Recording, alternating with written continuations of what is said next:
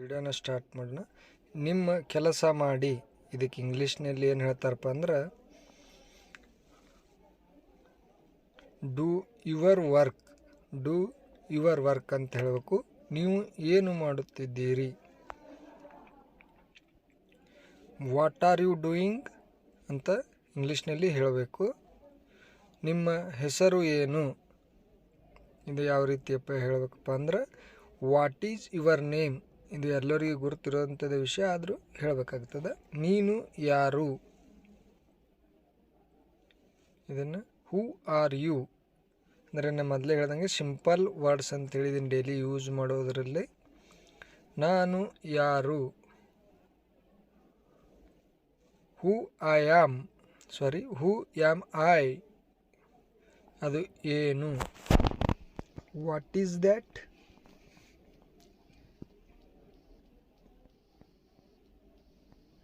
ನೀವು ಎಲ್ಲಿ ಇದ್ದೀರಾ, ಇದನ್ನು ಯಾವ ರೀತಿ ಹೇಳ್ಬೇಕಂದ್ರೆ ವೇರ್ ಆರ್ ಯು ಅಂತ ಪದವನ್ನು ಬಳಸಬೇಕಾಗ್ತದೆ. ಹೇಗೆ ಹೋಗಬೇಕು, ಇದನ್ನು ನಾವು ಇಂಗ್ಲೀಷ್ನಲ್ಲಿ ಏನಂತೀವಿ ಅಂದ್ರೆ ಹೌ ಟು ಗೋ ಅಂತ ಹೇಳಬೇಕು. ಯಾವಾಗ, ಇದಕ್ಕೆ ವೆನ್ ಈಸ್ ಇಟ್ ಅಂತ ಹೇಳಬೇಕಾಗ್ತದೆ. ನೀವು ಎಲ್ಲಿಗೆ ಹೋಗುತ್ತಿದ್ದೀರಾ, ಇದನ್ನು ವೇರ್ ಆರ್ ಯು ಗೋಯಿಂಗ್ ಅಂತ ಉಚ್ಚಾರಣೆ ಮಾಡಬೇಕಾಗ್ತದೆ. ಹೇಗಿದ್ದೀರಾ, ಇದು ಒಂಥರ ಎಲ್ಲರಿಗೂ ಗುರುತಿರೋ ವಿಷಯ. ಹೌ ಆರ್ ಯು ಅಂದರೆ ಸ್ಪೆಲ್ಲಿಂಗ್ಗಳು ನೋಡ್ಕೋಬೇಕಲ್ಲ ನೀವು. ಹೌ ಆರ್ ಯು, ನಿಮಗೆ ಏಕೆ ಬೇಕು, ಇದನ್ನು ವೈ ಡು ಯು ನೀಡ್ ಅಂತ ಹೇಳಬೇಕಾಗ್ತದೆ. ವೈ ಡು ಯು ನೀಡ್, ನಿಮಗೆ ಏನು ಬೇಕು, ಇದಕ್ಕೆ ಹೇಗೆ ಹೇಳ್ಬೇಕಪ್ಪ ಅಂದ್ರೆ ವಾಟ್ ಡು ಯು ವಾಂಟ್ ಅಂತ ಅಂತೇವೆ. ಒಂದು ನಿಮಿಷ ಬನ್ನಿ ಇಲ್ಲಿ, come Har for A minute ಅಂತ ಇಂಗ್ಲೀಷ್ನಲ್ಲಿ ಹೇಳಬೇಕು. ನಾಳೆ ಬನ್ನಿ, ಕಮ್ ಟುಮಾರೋ ಅಂಥೇಳಿ ನಾವು ಈ ಶಬ್ದವನ್ನು ಬಳಸ್ತೀವಿ. ನಾಳೆ ಬನ್ನಿ ಅನ್ನೋದಕ್ಕೆ ಕಮ್ ಟುಮಾರೋ. ದಯವಿಟ್ಟು ಅದನ್ನು ಮತ್ತೊಮ್ಮೆ ಹೇಳಿ, ಇದನ್ನು ಯಾವ ರೀತಿ ಹೇಳಬೇಕಪ್ಪ ಅಂದ್ರೆ ಪ್ಲೀಸ್ ಸೇ ದ್ಯಾಟ್ ಅಗೇನ್, ಏನಂತ ಪ್ಲೀಸ್ ಸೇ ದ್ಯಾಟ್ ಅಗೇನ್, ದಯವಿಟ್ಟು ಅದನ್ನು ಬರೆಯಿರಿ. ಇದನ್ನು ಪ್ಲೀಸ್ ರೈಟ್ ಇಟ್ ಡೌನ್ ಅಂತ ಬರಿಬೇಕಾಗ್ತದೆ. ನೀವು ಕನ್ನಡ ಮಾತಾಡ್ತೀರಾ, ಇದನ್ನು ಯಾವ ರೀತಿ ಹೇಳ್ತಾರೆ ಅಂದ್ರೆ ಡೂ ಯು ಸ್ಪೀಕ್ ಕನ್ನಡ, ದಯವಿಟ್ಟು ಕುಳಿತುಕೊಳ್ಳಿ, ಇದಕ್ಕೆ ಪ್ಲೀಸ್ ಸಿಟ್ ಅಂತ ಹೇಳ್ತೀವಿ, ಪ್ಲೀಸ್ ಸಿಟ್. ನೆಕ್ಸ್ಟ್, ನೀನು ಅಲ್ಲಿ ಒಬ್ಬರೇ ಇದ್ದೀರಾ ಅಂದರೆ ಇದಕ್ಕೆ ಆರ್ ಯು ಅಲೋನ್ ದೇರ್ ಅಂತ ಹೇಳ್ತೀವಿ. ನೆಕ್ಸ್ಟ್, ಕೆಲಸ ಶುರು ಮಾಡು, ಇದನ್ನು ಸ್ಟಾರ್ಟ್ ದ ವರ್ಕ್ ಅಂತ ಹೇಳ್ತೀವಿ. ನೆಕ್ಸ್ಟ್ ಕ್ವಶನ್, ನನಗೆ ಇಷ್ಟ ಇಲ್ಲ, ಇದನ್ನು ಐ ಡೋಂಟ್ ಲೈಕ್ ಇಟ್ ಅಂತ ಹೇಳ್ತೀವಿ. ಮುಂದಿಂದು, ಅವಳು ಎಲ್ಲಿದ್ದಾಳೆ ಅಂತ ಕೇಳೋಕ್ಕೆ ವೇರ್ ಈಸ್ ಸಿ ಅಂತ ಕೇಳಬೇಕು. ವೇರ್ ಈಸ್ ಸಿ ಅಂದರೆ ಎಲ್ಲಿದ್ದಾಳೆ.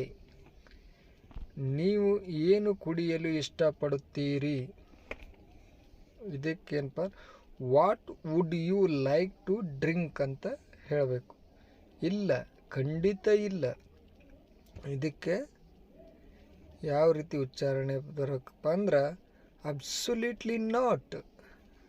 ಇದರ ಹೌದು, ಇಂದು ನಿಜವಾಗ್ಲೂ ತುಂಬ ಸೆಕೆಯಾಗಿದೆ, ಇದನ್ನು ಯಾವ ರೀತಿ ಹೇಳಬೇಕಂದ್ರೆ S today it is really hot ಅಂದರೆ ಸೆಕೆ. ಅದು ನಾನು ರೈಲ್ವೆ ನಿಲ್ದಾಣಕ್ಕೆ ಹೋಗಬೇಕು, ಇದನ್ನು ಯಾವ ರೀತಿ ಹೇಳಬೇಕಂದ್ರೆ I want to go to the railway station ಅಂತ ಈ ರೀತಿ ಹೇಳಬೇಕು.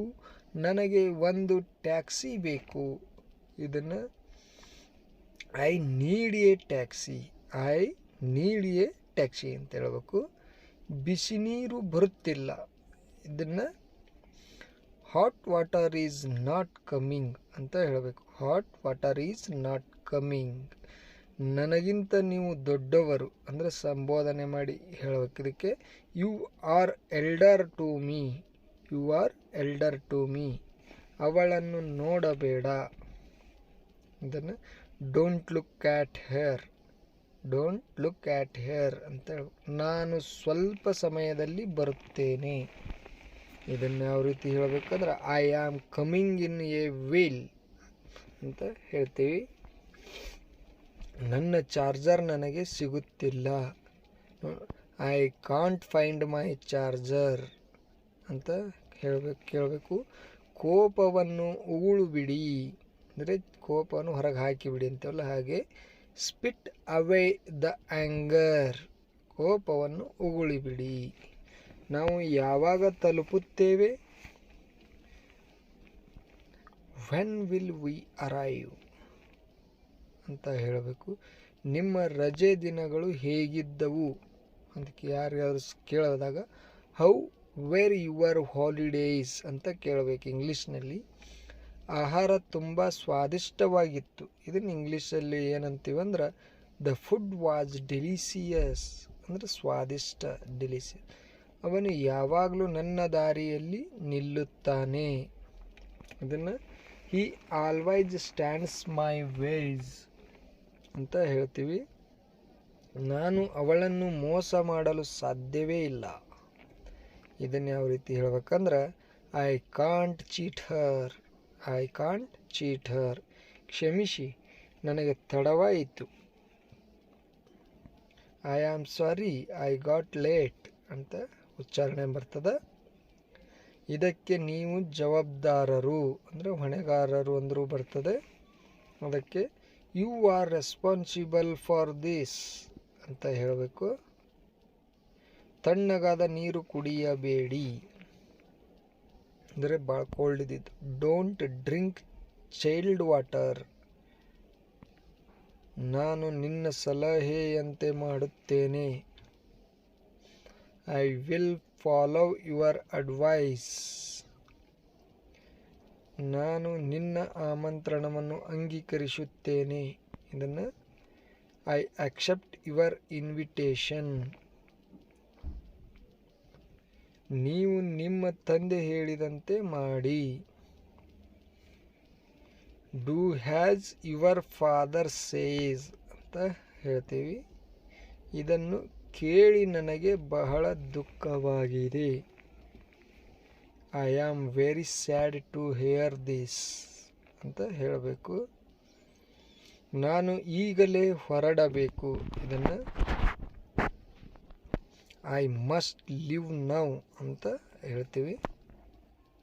ನನ್ನ ಗಡಿಯಾರ ಕೆಲಸ ಮಾಡುತ್ತಿಲ್ಲ ಅಂದರೆ ವಾಚ್ ಸರಿಯಾಗಿ ವರ್ಕ್ ಆಗ್ತಾಯಿಲ್ಲ ಅಂತೀವಲ್ಲ ಅದನ್ನು my watch is not functionising. ನಿಮಗೆ ಕೆಮ್ಮು ಇದೆ, ಆರೋಗ್ಯ. You have got a cough ಅಂತ ಹೇಳ್ತೀವಿ. ಹಾಸಿಗೆ ಮೇಲೆ ಆಹಾರವನ್ನು ಚೆಲ್ಲಬೇಡ. Don't spill the food on the bed. ಹಠ ಮಾಡಬೇಡ. ಡೋಂಟ್ ಬಿ ಸ್ಟಬ್ಬರ್ನ್ ಅಂತ ಹೇಳಬೇಕು. ಯಾರು ನನ್ನ ಮಾತು ಕೇಳಲಿಲ್ಲ. Nobody listened to me. ಅವಳು ಬಟ್ಟೆಗಳನ್ನು ಹೊಲಿಯುತ್ತಿದ್ದಾಳೆ. ಇದನ್ನು ಸಿ ಈಸ್ ಸ್ಟಿಚಿಂಗ್ ಕ್ಲಾತ್ಸ್